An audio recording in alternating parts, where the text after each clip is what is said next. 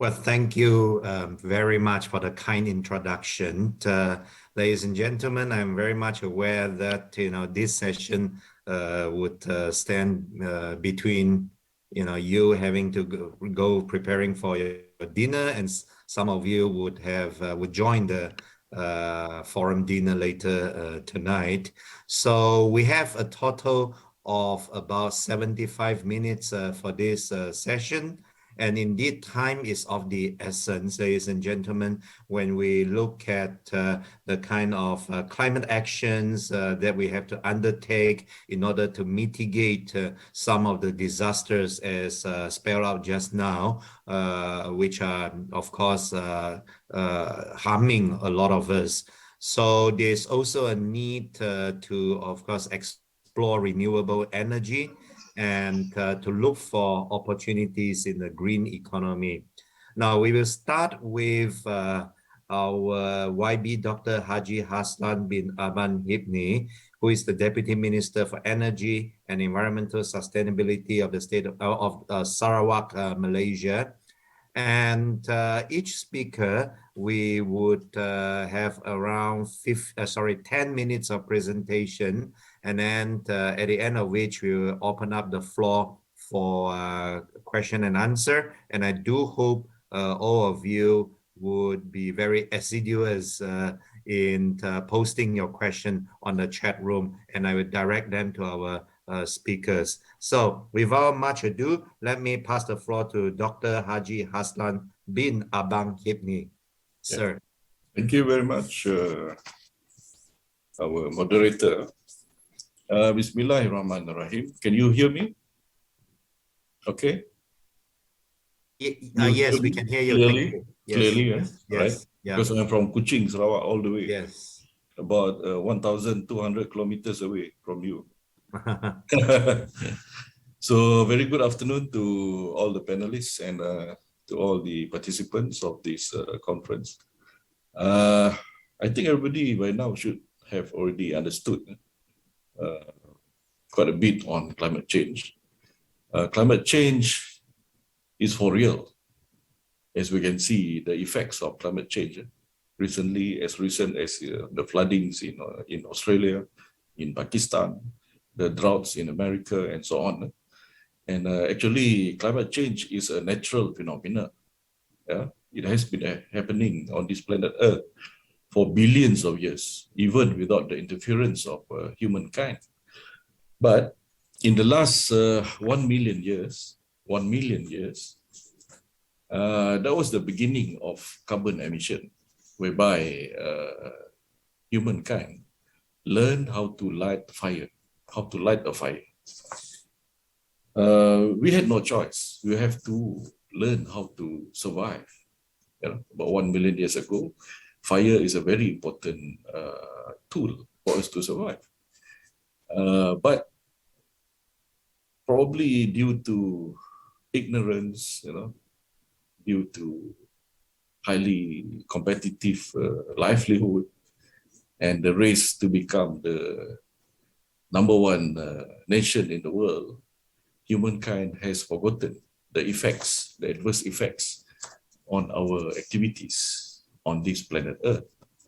And in the last 200 years, the effects of climate change has increased exponentially, which was due to industrialization.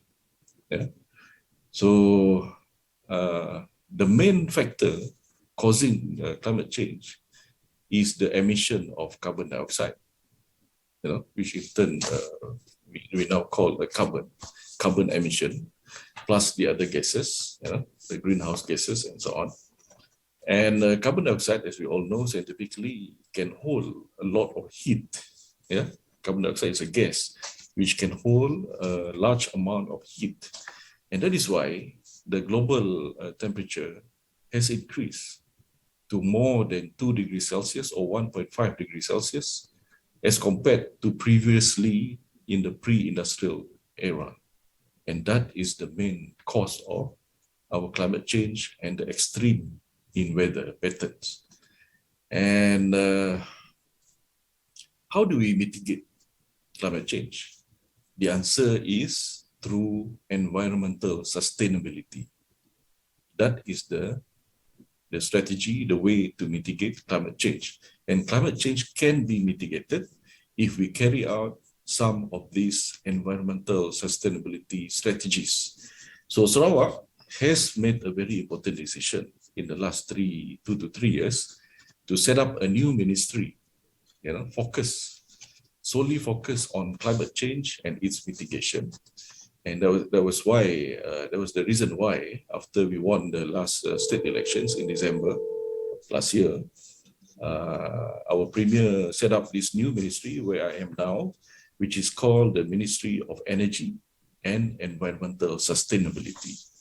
So through environmental sustainability, the strategies are, number one, for the community is quite simple and straightforward, which is recycling. Yeah? So the community will have to be trained and trained all over and over again to recycle whatever waste products that we produce. And recycling can also be converted into a bigger scale into industries, which we call circular economy. Circular economy. Yeah? Circular economy means industries who recycle waste materials. For example, in Sarawak, we have a tire recycling company. Tire recycling company, because in Sarawak, there are about 1 million tires, used tires, every year from the transport industry, which can be recycled into usable and reusable and valuable materials. For example, the tire can be processed into rubber crumbs, which can be used to produce rubber mats, our running tracks, and now rubber crumbs are also being used to build roads. And also in the circular economy, we can recycle our wastewater. Our wastewater can be recycled and can be used again and reused. And also our sludge, the sludge produced by the houses and communities can be recycled. And we have a company also in Sarawak which recycle our sludge. And the sludge is recycled to produce fertilizers. Yeah? Those are just a few examples. And also under the environmental sustainability strategies is the use of renewable energy.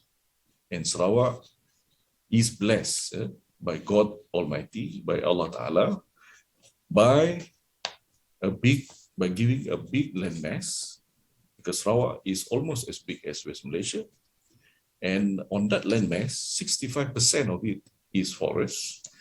And out of that 65% forest, 15% is mangrove, whereby, as we all know, mangrove can hold 3 times more carbon as compared to normal trees. And we also have 10% of peat soil. So these are all carbon stocks. And carbon stocks are actually Sarawak and the tropics, Indonesia, the Amazon, are the place where the carbon emission is absorbed. And actually now we can go into carbon trading. We can produce carbon credits on this carbon stock and carbon sink. And this is also another source of extra and new economy for Sarawak. Yeah? And we also being blessed, not only with the forests and the land mass, we also being blessed by a lot of rivers. In Sarawak, we have 300 over rivers. We have big and long rivers, whereby we can build dams. Dams are hydroelectric dams, hydropower, which are green as compared to coal, nuclear, and fossil. So we have a Bakun Dam, which can produce 2,400 megawatts. And we are now building a second dam, the Paleh Dam, and the third dam is coming soon. Yeah? And also on the other rivers, we are going to build our cascading dam, which can produce more energy for Sarawak so that we can produce green energy, really green energy, because it is from hydropower. And hydro power is actually the game changer for Sarawak. And we also been blessed by a lot of rain, so that we can develop and construct our hydropower. And we are also being blessed by a lot of sunshine, whereby we can go into solar power and also floating solar, because on the reservoirs of these dams, for example, the Bakun Dam is almost the same size as Singapore. So from the floating solar on Bakun Dam, which we will construct in the near future, we can produce another 2,400 megawatts. Yeah. So the process of renewable energy is actually the transition from coal and fossil fuel to electrification. Yeah. And from Sarawak, the electricity is produced by hydropower, which is green. That's why our power is premium power, and whatever products that we produce from the hydropower will be deemed as a green product. And also, we are being blessed by being outside the ring of fire, the Pacific Ring of Fire. So we are able to construct dams, and we are also able to store carbon. Because as you all know, CCUS, carbon capture, usage and storage, is another field of new economy, whereby we can actually store the carbon emitted by another country, and we can store it inside our used oil wells. And Sarawak has a lot of used oil wells, almost 2,000 over oil wells, and this is where we are going to store the carbon which has been captured in the other countries who have been emitting carbon, and they have no choice, no place to store the carbon. And Sarawak, Borneo is one of the places in the world, one of the 3 places, safe places in the world to store carbon. And besides the North Sea, the Gulf of America, and also Borneo. Yeah, we are the 3rd place in the world. And also, besides that, we are being blessed by a very stable government and a very futuristic and visionary leadership. That's why we are able to monetize whatever natural resources that we have in Sarawak. At the same time, we are also contributing to the mitigation of climate change. So I think that's all that I can share at this moment. Thank you very much. Well, thank you very much, Dr. Haji Hazland bin Abang Hipni, for giving us a very comprehensive picture of what Sarawak is doing. He emphasized climate change is indeed for real, and indeed humankind's efforts are exacerbating it. And for Dr. Hazland, the mitigation lies in environmental sustainability. His ministry, a new ministry in Sarawak, for example, they have been encouraging recycling and even make that into an industry so that we have a circular economy. He gave the examples of tires being made into rubber products, sludge into fertilizers, and then, for example, harnessing renewable energy such as mangrove and peat as carbon stocks, rivers to be dammed for green electricity. And what I find most interesting is after you build a dam, you could have solar panels on top of the water to harness the sunshine as well. And then, of course, the old oil wells in Sarawak could be used as carbon storage. And he ended by emphasizing the importance to have a stable and visionary government. Thank you once again. Our next speaker, it's from, I think, Bangladesh, is Mr. Asif Ibrahim. He's the chairman of Chittagong Stock Exchange and former chairman of the Dhaka Chamber of Commerce. I have been to Dhaka many years ago, and Bangladesh, I think more than any other country, indeed has seen some of the worst effects of climate change, sometimes with heavy flooding and so on. So I would like to hear from Mr. Asif Ibrahim some of the efforts that have been undertaken in Bangladesh for green economy, for renewable energy, and for climate action. So Mr. Asif Ibrahim. Thank you very much. Can you hear me? Yes, we can hear you. Yes, yes. Okay.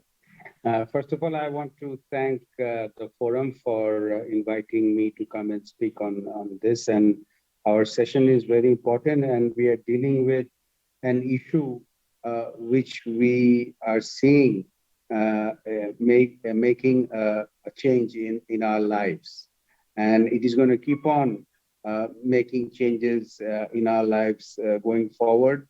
And the time, we are running out of time to tell you the truth. You mentioned that Bangladesh has been historically prone because of its geographical location. It's a delta. We have been prone to floods for many years.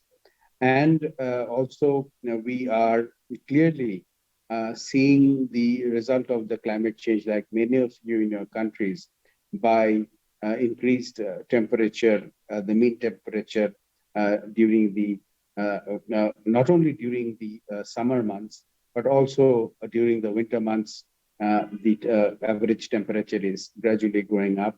We are also seeing very unnatural weather patterns. We are seeing a gradual rise of our sea level. We are seeing a lot of salinity in our rivers. Bangladesh, as you are well aware, is a riverine country, and we are seeing a lot of salinity in that aspect as well. So the government has taken a lot of initiatives in terms of addressing the issues, not only from the government side, but also from the private sector side. And all of you must be very well aware that Bangladesh is the second largest exporter of textiles, ready-made garments and textiles to the world. And we have a lot of industries in Bangladesh for textile processing.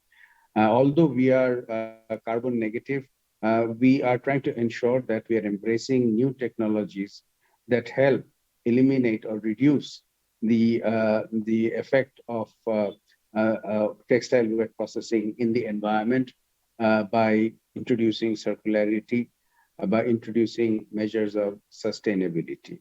Now, we are trying to get to all these measures by adopting green economy. And green economy is, of course, a low carbon, resource efficient, and it is a socially inclusive economy.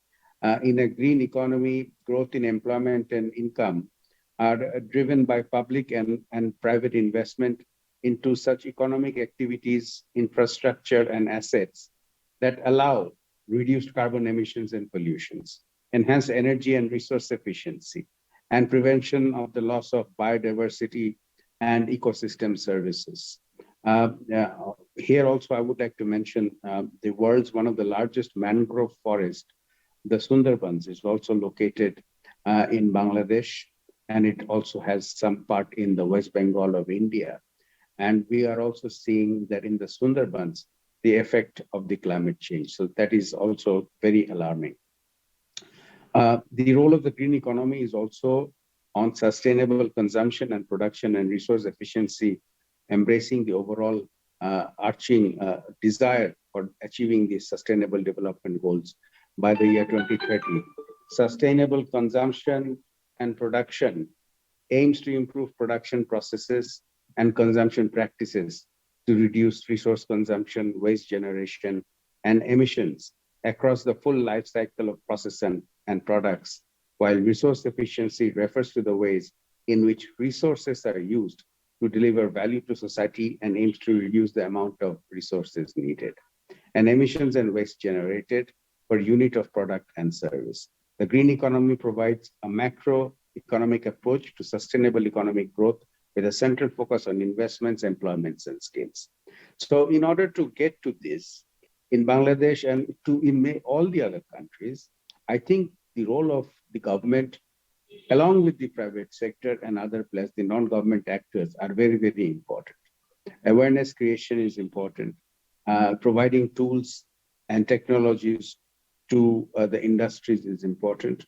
Making sure that there is enough financing available for these changes to be able to take place is also very, very important. So it has to be a multi-pronged approach from everybody concerned. I was just in a workshop yesterday where we were discussing GRI and sustainability reporting of industries. And our textile association was the first association in Bangladesh in the year 2020 to publish sustainability reports of its members, the garment factories. We are now encouraging from the stock exchange our members to also publish sustainability reports, not only from the perspective of, because, if you're listed, previously it has only been the requirement of, providing financial documents which are certified and vetted so that you can list yourself and you can become a listed company. But I think apart from that, there is importance now to also making sure that listed companies also engage in providing sustainability reporting and using international standards like GRI. So, the effort has to be there from everybody's end. We are in Bangladesh. We are we are thankful to a lot of development partners like GIZ, like UNDP, like ILO, and many others like IFC, and many others who have engaged with our chambers of commerce and trade associations and stock exchanges to ensure that in the shape of projects, we embrace ourselves so that we can better prepare ourselves to be more circular, to be more sustainable, to be more focusing on skills and keeping in mind that employment is also very, very important. The government has taken an ambitious plan to set up special economic zones across the country, across Bangladesh, and we are already in talks with the Bangladesh Economic Zones Authority to ensure that all the measures of sustainability, circularity, and environment is taken into consideration when we are trying to attract investments into these zones. So upon my conclusion, what I want to say is that there has to be an effort and a realization from within, from everybody, and particularly from businesses, that businesses need to play a critical role to address the issue of climate change, disaster risk reduction. And I'm also very happy to announce that, I don't know whether you're all aware that UNESCAP has a Sustainable Business Network, ESBN. I chair the Task Force on Disaster and Climate Risk Reduction. And very recently, we have come up with the Asia Pacific Green Deal of Business. It's a project where we are trying to get pledges from the business in the Asia Pacific to sign up for this Green Deal for Business. And through this, it's something like the UN Global Compact, but we are trying to promote it regionally. So these kind of efforts, along with many others, will ensure that we tackle and address this issue of climate change. And because if we do not, our survival and the survival of the planet is at stake. Thank you very much.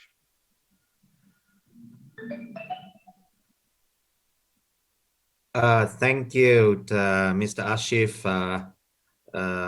Ibrahim. He mentioned, for example, some of these phenomena that have been taken place in Bangladesh and beyond, such as floods, increased temperature, unnatural climate patterns, the rise of salinity. I think that's saltiness of the water, right? And then for him, green economy would have to be socially inclusive. It has to be resource sufficient, and it has to prevent loss of biodiversity.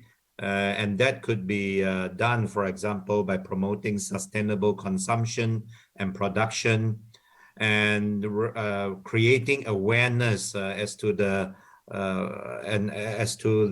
importance of being environmentally sustainable, providing tools and technology, as well as financing. These are but some of the major factors that would enable environmental sustainability.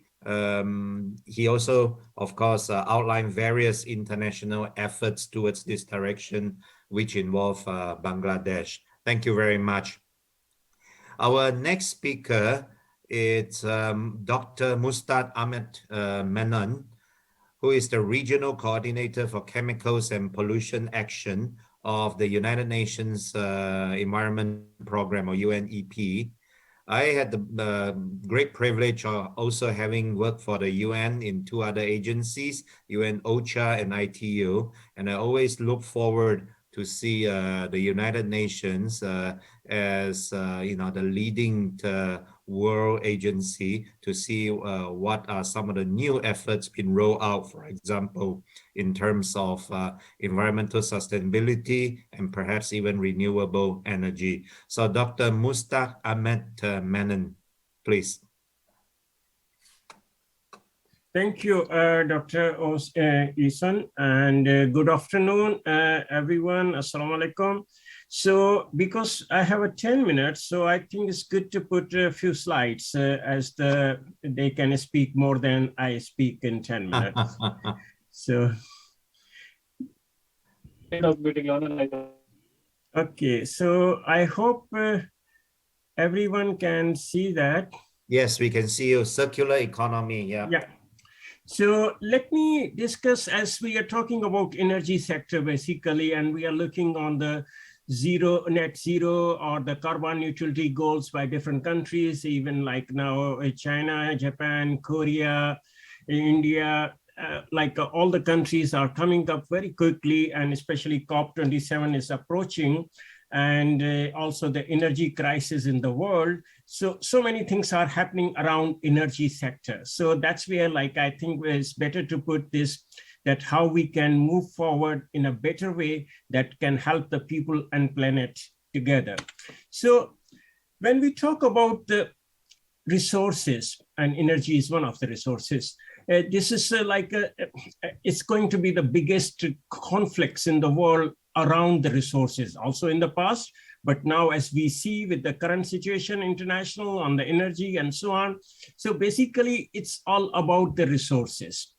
Now, in the past, we were looking more on the linear models, that we extract the resource or develop the resource, we use it and discard. But because of that, on the one hand, we are running short of the natural resources, and on the other hand, we are contaminating and destroying the resources with the pollution and so on. So that's why this whole perspective of resource outlook comes into there. Then we look at the resources are required for basically economic development, quality of life, and so on.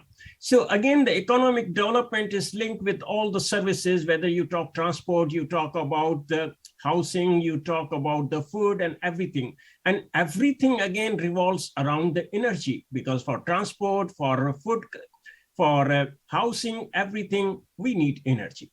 And so if we focus even on only energy, we can see that how this impact over the years from the energy production to energy use, and also the end of life equipment, how it has affected the world in environmental pollution terms, in impact on the health and so on. So that's where we call decoupling. And UNEP coined this word decoupling, means you decouple the economic growth from the environmental degradation. Rather, you create a win-win situation that economic development pulls the environmental improvements together, and that includes also the social quality or the inclusive and everything that we discussed also in the previous session, including the gender and women and all that. So when we talk about the impacts, and as we have seen that most of us are focusing on energy in isolation, and we say that, okay, energy contributes to 55% to the GHG emissions and the climate change.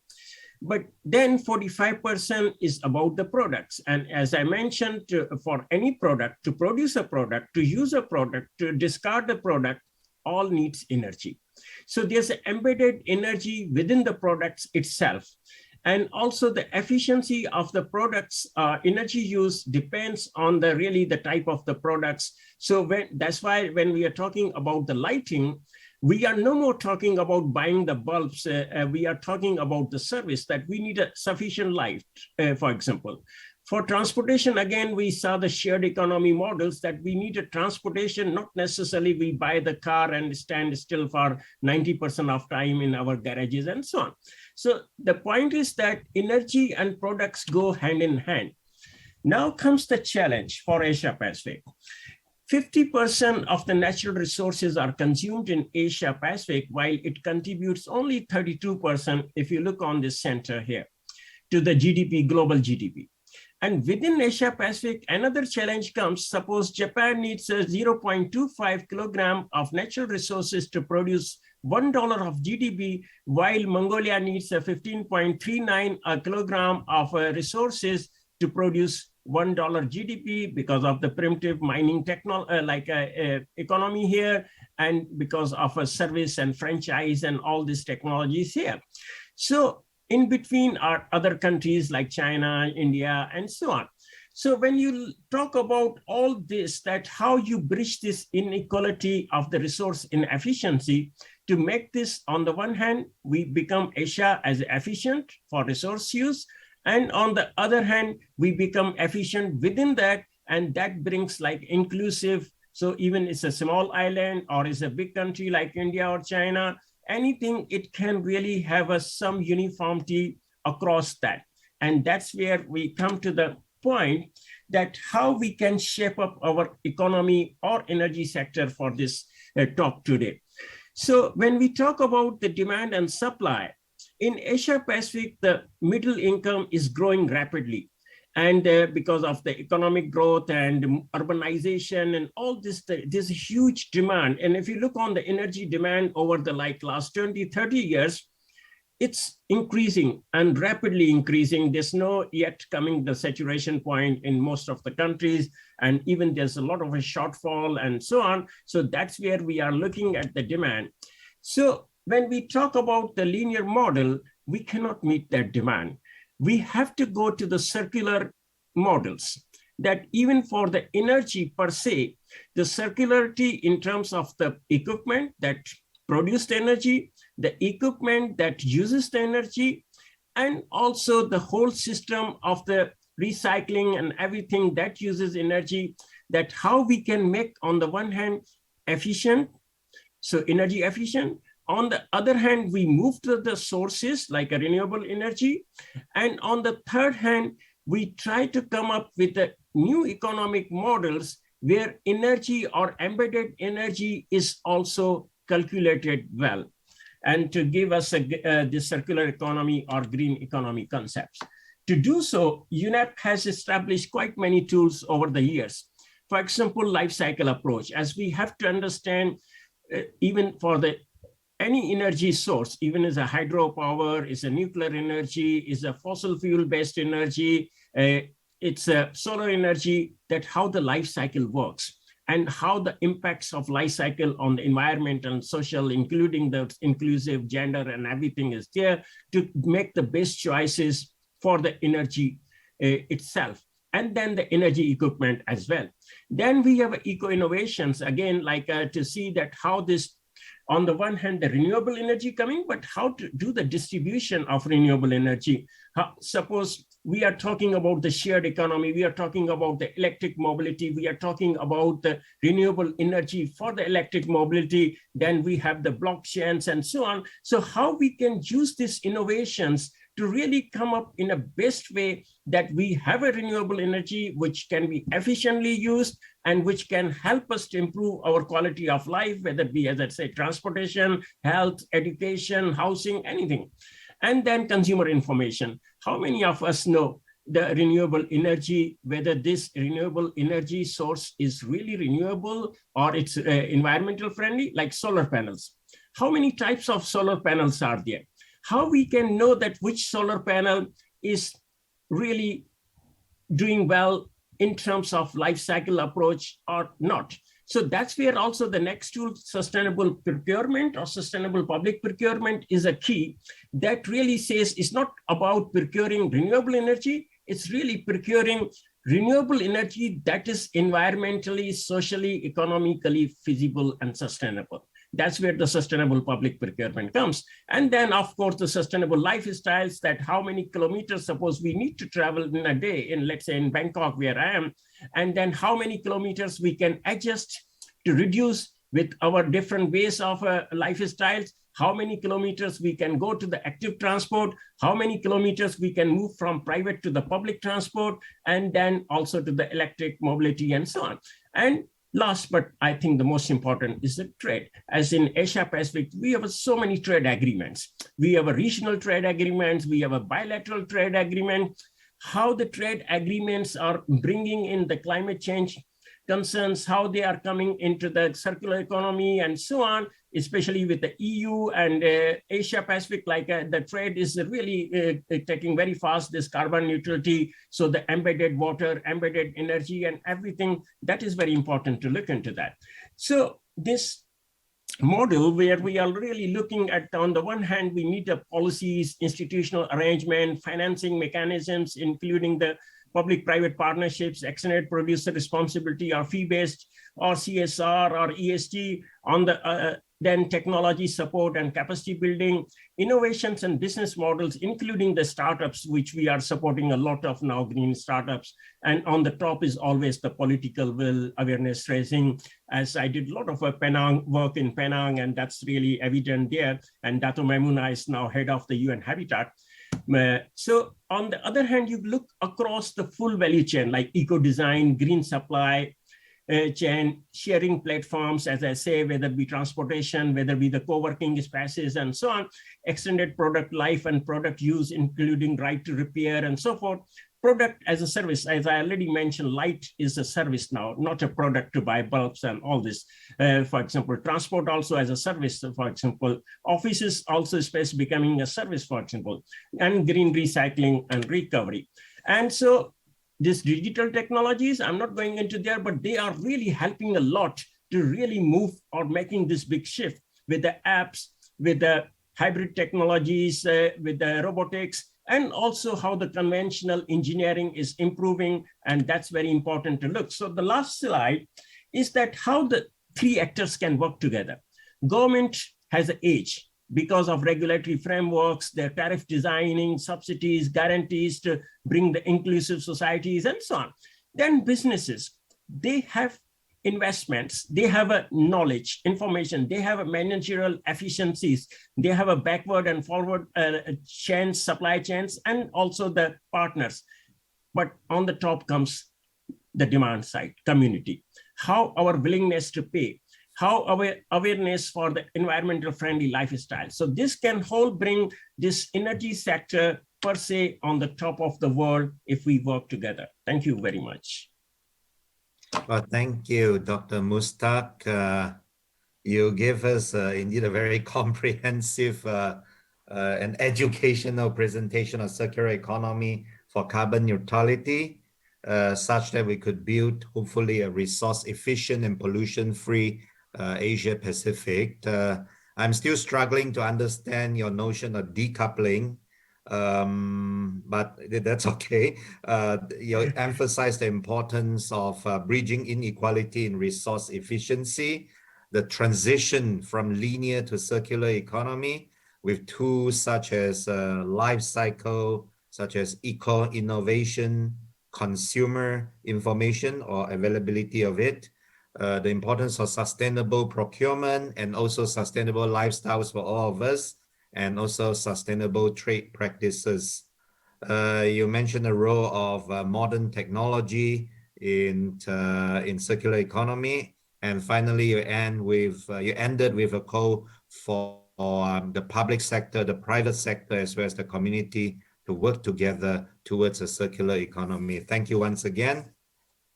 Now, our last speaker, panel speaker, but of course not the least, is Dr. Ruth Briones from the Philippines. And Dr. Ruth Briones is a chairman and CEO of green energy solutions. So please. Let's see, do we have Dr. Ruth? Good afternoon to everyone. Very nice. Yes, we can hear you very well. Thank you. Thank you so much. I want to invite everybody to a situation in 2013 when there was an incident in the Philippines. It was a historic incident that you could see it was just a part of a horror movie, but not an exaggeration or a fiction. The Super Typhoon Haiyan, also known as Super Typhoon Yolanda, made landfall in the Philippines on November 8, 2013 as Category 5 storm. It laid waste to the Visayas group of islands that the country has not been prepared for this. And the location is in central Visayas and home to 17 million people and the country's central region. And Haiyan was the most powerful storm in 2013 and one of the most powerful typhoons of all time in Asia. With wind speed that sustained more than 150 mph, Haiyan was classified as a super typhoon. However, its massive storm was even more destructive. Local officials estimated that Tacloban on the island of Leyte was 90% destroyed. Typhoon Fury affected more than 14 million people across 44 provinces, displacing 4.1 million people, killing more than 6,000 people, and destruction almost 10 billion agricultural products, destroyed 1.1 million houses, destroyed 30 million coconut trees, which was the livelihood in that area, disrupted the livelihood of 5.9 million workers. Overall damage is estimated to be 10 billion US dollars. It was not a horror movie. It's real, and it's not even an exaggeration. Well, I want to emphasize here that humanity faces challenges in the coming decades, and even now in the Philippines, experience every week typhoons, and every week also earthquakes, landslides, and people in the rural areas experience also hunger, poverty because of the impacts of climate change. The typhoons, earthquakes that we experience every now and then you cannot predict them. It just come in time. You cannot wait. They just come in time, and this seems to be already an eventual event, a normal situation in the countryside and even in the cities. Almost part of the country are considered to be earthquake fault lines, and this situation is always been ready to go. Accordingly, the Philippines is one of the 5 most vulnerable countries when it comes to climate change. And we are just a very small nation with 7,400 islands fragmented. So the impact on us is very critical. Well, it is known to us that we Filipinos just take it as it is. We know this vulnerability of the impacts of climate change. These weather conditions in the country has been taken care of by the government, and also not only the government, but also the other not organizations like USAID, ADB, and the World Bank, and also some countries that are sympathetic to the Philippines. The last time the country experienced serious warming, we don't even know when was the last warming we experienced, but we know we are experiencing every now and then. Today, at this present, we are experiencing another typhoon. Typhoons never stop. Last week we have 3 typhoons. This week we have 2 typhoons, and also every now and then we have earthquakes also. So we are lucky, or we are not lucky, of course, because we know that climate change is real in the Philippines, and the impacts, and the country is looking at it. The lifeline, or say the saving grace, of course, is to stop using so much fossil fuel also stop degradation, stop deforestation, and also the character of the people in the country, especially on the urban and rural areas. Looking at the solution, we recognize the overuse of fossil fuel in the Philippines. 2 years ago, we stopped, or say we banned the use of coal, the application of coal power plants in the Philippines. And we encourage the use of renewable energy. That is actually the lifeblood we could consider in the Philippines. Our Philippine Energy Plan has looked at a scenario wherein in 2030 we'll be having 30% penetration of renewable energy. And then in 2040, we'll be going to have a 50% penetration of wind energy in our energy mix. The government has passed and approved the most comprehensive renewable energy law in Asia, which is the Renewable Energy Law in 2008. It provides so much incentives, attracts so much investment, and provides so much activities like we have the Renewable Energy Portfolio Standard, Green Target Scheme, we have also Green Energy Program, and we have also so much energy incentives and privileges for renewable energy development. In 2018, we also passed the Energy Efficiency Law that also provides support to the mitigation of climate change. So we are embarking on this requirement.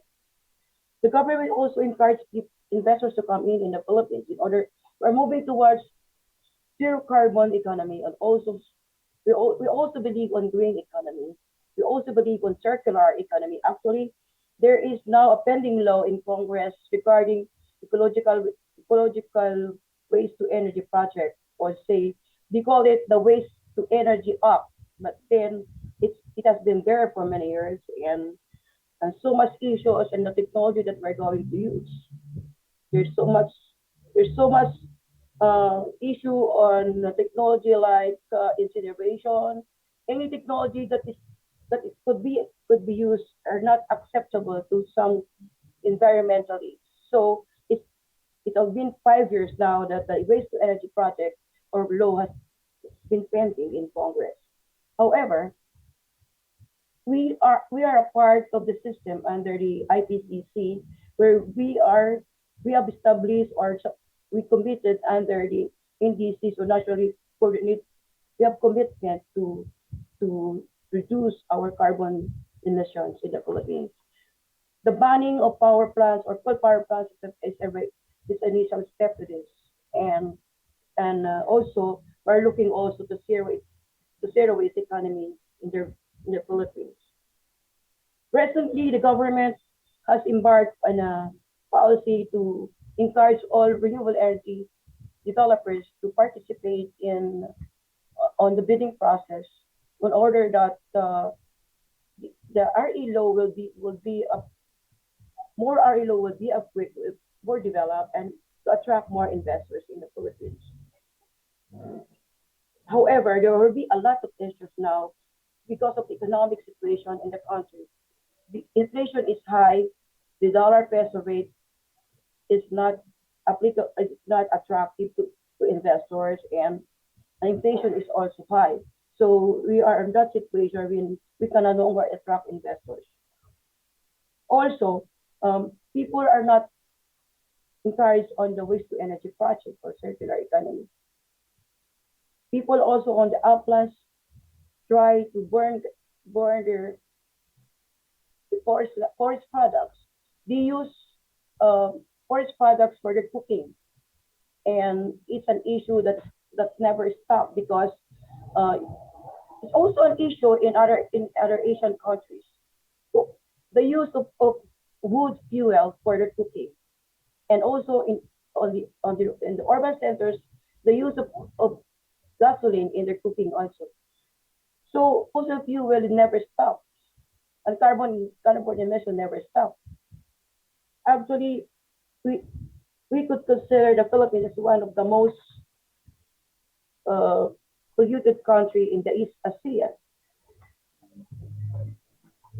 And because we never stop using fossil fuel in the transportation, industries, and also in our everyday life. People never stop using cars. It's the way of life. And also, people doesn't have alternative in cooking except for gasoline, for gas, and also in industries. So the emissions in almost all cities in the Philippines is critical. Now the government is now banking on zero carbon economy. However, with how could we attract investors with the kind of situation we are in? There is high cost of living, but the only thing that we can do now is to stop fossil fuel uses. But then, with the economy that we are in now, it's not possible anymore. So fossil fuel is our problem. If we stop using fossil fuel, it has an impact on employment, economic activities of the country, just like the other countries in the ASEAN and other countries in all over the world. If we stop using fossil fuel, or say we want to adhere to the 1.5 centigrade standard as a target for low carbon emission, what will happen to the economy? And also using technologies, we encourage the adoption in technologies, new technologies in our renewable energy. As of today, the hydro project has a large capacity in the Philippines. Geothermal, we are the second largest geothermal developers in the region. So much resources in renewable energy. The solar projects, we are considering about 10,000 megawatts of solar power plant in 2030, and also wind project. We are also encouraging people in the uplands to join the development of people-oriented biomass projects under a public-private partnership. We're also encouraging the government to attract investors, help us attract investors, because renewable energy cannot be done with us alone in the Philippines. We don't have the green box. We don't have the money to do it ourselves. Recently, the government has embarked on the provision on the equity participation of foreigners in the country. So the issue on 40-60 investment involving foreigners and Philippines has been reduced in renewable energy. The new policy now would attract investors, foreigners, with no more equity ceiling. So any foreign participants would come in with 100% investment in the country. It's really a way move forward. But I know that was really the reason why investors cannot come and avoid is because of the 60-40 equity participation in the development of operation of renewable energy in the country. The government has lifted that now, and we are now revising amending our constitution to provide attraction to other foreign countries. So the high emitting structures in the Philippines that contributes to the high emission of carbon, the government is looking at it. However, we believe that the private sector will have a part in this undertaking. Also, policies, the government we are now also revising the energy policy in the country. The IPIRA, which is not attracting investors, are now being reviewed by the government in order that the stakeholders on the development, transmission, distribution, the issues the constraints will also be lifted. So in the Philippines, we are one with the world to under the process, or say we belong to the universe wherein we wanted to have a net zero for carbon emission. Thank you. Well, thank you, Dr. Ruth Briones. She started with recounting a story of a very severe storm hitting central Philippines, causing huge damages in life and property, and emphasized that Philippines is one of the countries which is very susceptible to climate change. She called upon fellow Filipinos and all of us to stop using fossil oil or to reduce its uses and to increase the use of renewable energy. She mentioned that the Philippines now has very comprehensive renewable energy laws, and there are also pending laws on converting waste to energy. But similarly important would be changes in our lifestyle, such as using less fossil oil for cooking and in terms of reducing driving. But that, of course, would cause an impact on the economy. So that's why we need to have public-private partnership, such as people-oriented development projects in the uplands of the Philippines. And also the Philippines is now encouraging foreign investors to engage in renewable energy efforts. So we are now actually open to question and answer. Kindly write your question on the chat room and I will monitor it from time to time.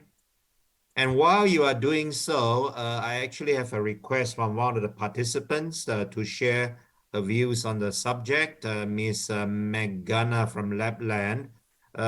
Please be concise and short in your sharing. And all the other participants, would you kindly write your questions?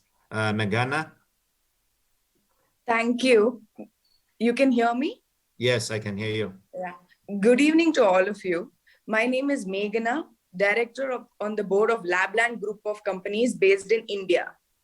In our opinion, we should be able to adopt innovations made in the field of biotechnology, especially the tool of plant tissue culture, for quantity and quality production of food, fodder, drugs, nutrition, health, and energy. The technique of micropropagation will help us in mitigating the demand for quality planting materials and plant-based products in the field of agriculture, horticulture, plantation crops, medicinal and aromatic plants, bioenergy production, and forestry. Governments of each country should be able to support such biotech-based innovations to bring in green and gene revolution, leading to significant improvements in green economy. We would also like to make a mention on innovations made in green energy. The semi-arid tropical countries should give a serious thought on cultivating biofuel crops, such as jatropha, in unused and marginal lands to produce biodiesel. I would like to make a mention that Labland's activity in jatropha from the past almost 20 years has shown that oil sources for biodiesel production. This, in our opinion, is going to be the future of our oil economy. Again, I would like to stress upon the need for strong support from the government and policymakers to implement such projects.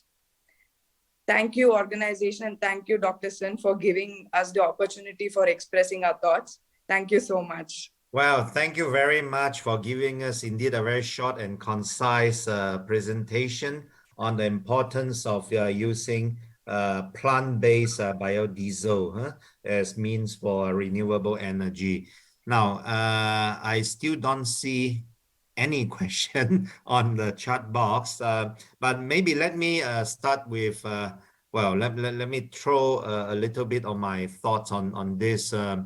I think what Dr. Ruth Briones mentioned of having the people-oriented developmental projects, which stresses on environmental sustainability, I think that perhaps it's one way of doing it because it combines both poverty eradication as well as trying to be more environmental sustainable. I would like to ask if YB Dr. Hazland, if Sarawak is doing some of this or encouraging some of these perhaps small scale projects in the more interior regions to help the local population. YB Dr. Hazland. Yeah, thank you very much. In fact, our green economy policy is tailored towards post-COVID development strategy. You see, the whole world has been affected by the COVID-19 pandemic. Yeah. So what we need to do in the next 6 to 7 years is to recover from the economic effects of the post-pandemic period. Sarawak is focusing more on the bigger scale of green economy. For example, as I mentioned just now, we are blessed with hydropower. We are blessed with a lot of water, a lot of rain and sunshine. So we can actually invest in floating solar, and also we can invest into the hydrogen economy. As what I heard from the Philippines, Dr. Ruth, what do you call it? She mentioned that it is quite difficult for us to get away from fossil fuel. Actually now, after the Russian-Ukraine war, which is still going on, the effects of the war is that the European Union countries are suffering from high cost of oil and gas, and this has affected their livelihood and economy. So the European Union countries have decided to reduce their oil imports from Russia, not only because of the war, but also because they have realized that they have to find another alternative energy source other than oil and gas, which is actually hydrogen. And the understanding on hydrogen is that any country in the world can produce hydrogen as long as we have two things. Number one is we have water, and number two, we have power. The only question is the power. What sort of power do we need to split the hydrogen and oxygen atoms in water through electrolysis? And in Sarawak, we are blessed with hydropower. So our energy to split the hydrogen and oxygen in water is green. So we are able to produce green hydrogen, which is the premium hydrogen. And all over the world, we are shifting towards green energy. And hydrogen is actually going to be the future energy of the world. So we are focusing on this. And we already have got investors from Korea, from Japan, and from a few other countries to set up their hydrogen production plant in Sarawak. And this is how we are going to get extra revenues for the state and for the people and for the community. The small scale approach for the community, we are looking at the production of sustainable aviation fuel from biofuel, which is actually can be produced with the combination of carbon and algae. Yeah, we are going to use this combination of carbon and algae. It is now being researched by one of our agencies, and the communities can actually grow and breed these algae quite easily in their villages. And we will have a system of piping the carbon, which is stored. That is part of the CCUS, carbon capture, usage, and storage. Actually, we can make use of carbon, which have been stored into more useful products. And this is one of it. And we shall embark in our first pilot project in about a few months' time. And this will be a new revenue for the community. Yeah, I think that's all that I can share. Thank you. Thank you very much, Dr. Hazland, for giving us indeed a very eye-opening discovery of what Sarawak is doing at the forefront of renewable energy harvestation. Yeah. Now, I think I hope I still have online Dr. Mushtaq. Oh no, Dr. Mushtaq. Both Mr. Asif and Dr. Mushtaq they have left for a concurrent session. So I think we are now approaching the end of our session. Once again, I would like to thank Dr. Haji Hazland, Mr. Asif Ibrahim, who has just left, and Dr. Mushtaq, who has also just left, and also Dr. Ruth Briones for sharing your wonderful thoughts. I certainly learned a lot from your sharing, and I look forward to hopefully physically meeting all of you in our future forums. Once again, thank you very much to all of you and to the organizer. I will now pass it back to the organizer.